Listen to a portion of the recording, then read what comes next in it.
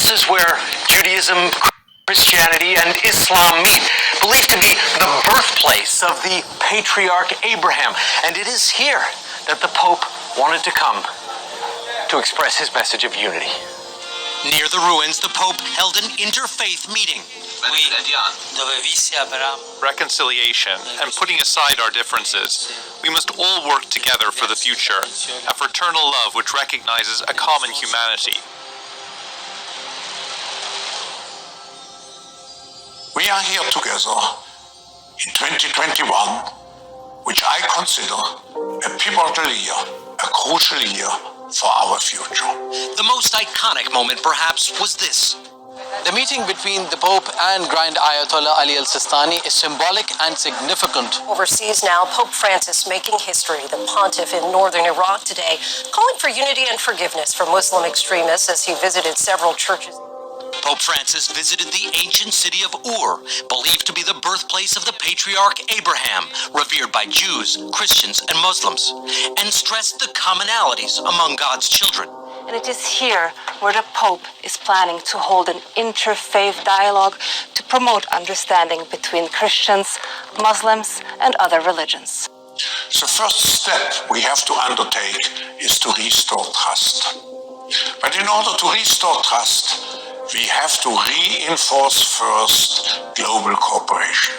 And second, we have to make sure that everybody is contributing in shaping a more positive future. Pope Francis called himself a messenger of peace, advocating harmony between faiths. We got a flood of calls from Vermonters all over the state this evening reporting a loud boom and a body-rattling vibration. Were taken by surprise when they saw a fireball in the sky. Experts now saying it was a piece of an asteroid. People also reported a loud noise.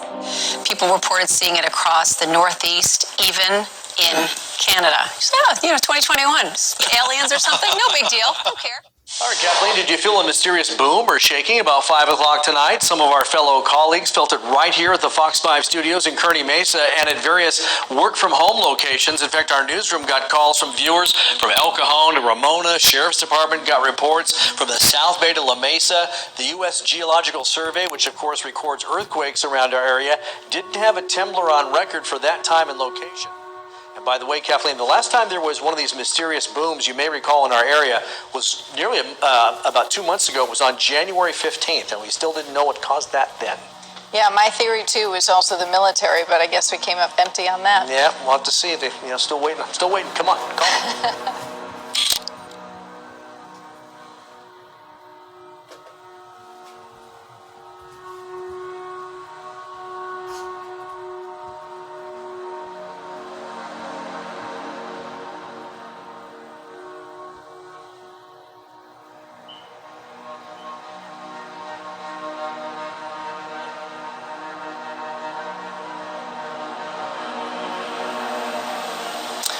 Boom and home shaking. That's what people in Genesee Township reported experiencing this morning.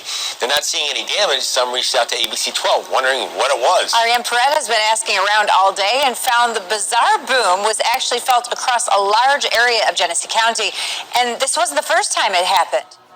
Discussions in community groups on social media blew up around 9 o'clock this morning with people asking what that loud noise was and if anyone else heard it. Sifting through hundreds of comments, it appears to have stretched across at Genesee Township into Burton, but nobody knows what it was. I'm watching TV and heard this real loud boom, and I mean, it shook the house. You could actually feel the floor shake in the windows, and me and the wife looked at each other. They felt and heard it too. This is actually the second time he says this has happened in the last 6 months. Same experience each time. If anybody's ever heard a sonic boom, that's about the only thing that I could say that would be similar to it. It's not the same as gunfire, not the same as mortar fire. Heard that. It's like it's coming from above. But the Navy vet says he knows a supersonic flyover shouldn't be happening in a neighborhood. It's really hard to speculate. I don't want to sound like, the conspiracy theorist that I can be. But this is, like I say, this is not the first time it's happened with no answers. That's what makes it intriguing. So the mystery remains. Well, there is jaw-dropping video of a volcano erupting in Russia. You can see it right here behind me. Pretty incredible, right? Well, this is the eastern peninsula there. It erupted yesterday, and plumes of smoke filled the air as lava just came out of the mouth of the volcano. Now, this one is prone to eruption, they say. It last burst, the last burst was back in 2020. Explosions inside Italy's Mount Etna have sent a 4-kilometer-high plume of smoke into the sky. Europe's largest active volcano, located on the island of Sicily, has been back in action multiple times in the past 3 weeks, staging an impressive demonstration of nature's firepower. Volcano experts are on high alert as the crater of Mount Nyiragongo in the Eastern Democratic Republic of Congo has refilled with magma. The world's largest continually active lava lake has been speeding and coughing blasts, lighting up the dusky sky with a tangerine glow. Persistent volcanic activity on the mountain has locals concerned that an eruption may be on the way. And Iceland is staring at another possible eruption. The country was struck by 20,000 earthquakes in just 7 days, 20,000. And the last time a volcano erupted in Iceland, the world suffered the worst air travel disruption since the Second World War. What are the predictions this time? The country experiences tremors through the year, but 20,000 straight quakes is definitely on the higher side. Iceland's meteorological office said a faint vibration too was felt underground, one indicating rising magma. The recent quakes have been around 2 volcanic systems. 2 volcanoes have been identified, both very hard to pronounce and both at the risk of going off. Mainly north of Tremont and then up over parts of the far northern.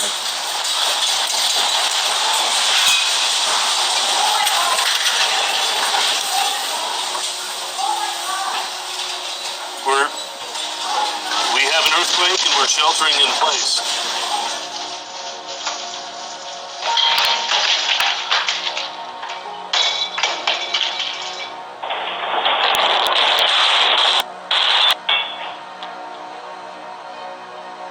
The worst sandstorm in nearly a decade swept over the Chinese capital on Monday, turning the skies an eerie shade of orange. Skyscrapers in the center of Beijing nearly disappeared from sight amid the dust and sand. Thick clouds of sand and yellow smog enveloping downtown Beijing. The landmark headquarters of the state broadcaster CCTV, shrouded in the gloom. But atmospheric pollution from the biggest sand clouds in 10 years has now reached hazardous levels. It looks like the end of the world. In this weather, I don't really want to be outside. It feels like a science fiction movie. This is nature. In the face of nature, human beings are truly tiny and powerless.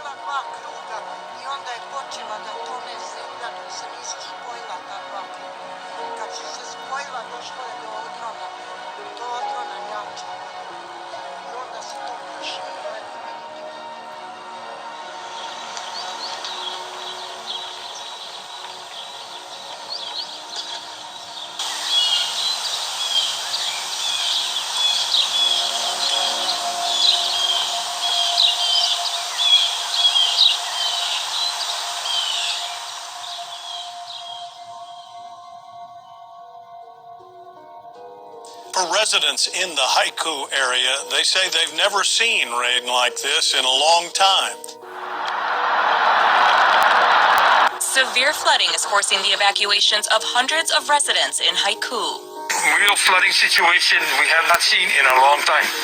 In fact, some of the residents have told me that this is the worst they've seen in over 25 years. So I am going out there right now to check and assess the area.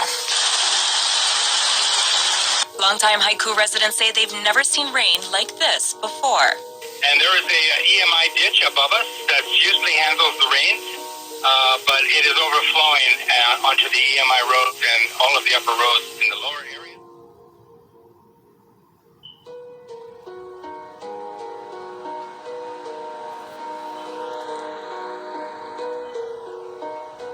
Weather reports said the sandstorm blew from North China's Inner Mongolia Autonomous Region due to cyclones and strong winds.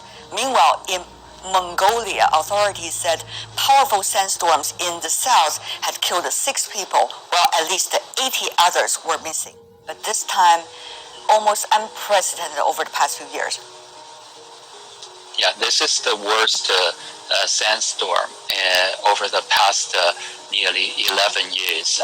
And then in the local regions, we have seen a rising temperature, quite unusual in comparison with the average.